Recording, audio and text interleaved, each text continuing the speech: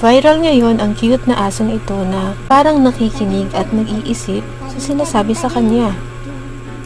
Sa dami nga ng gumawa ng memes ng asong ito ay talaga namang matutuwa ka na lang sa mga POV memes na ginagawa ng mga netizens.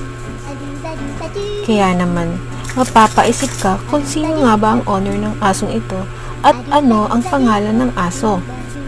Nasaan na nga ba ang original video at ano nga ba talaga ang kwento sa videong nag-viral?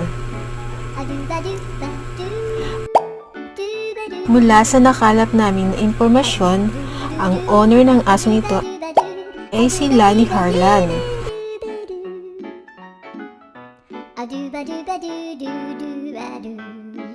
At ang pangalan ng dog ay si Wrigley Beans, mula sa breed ng Boykins Spaniel.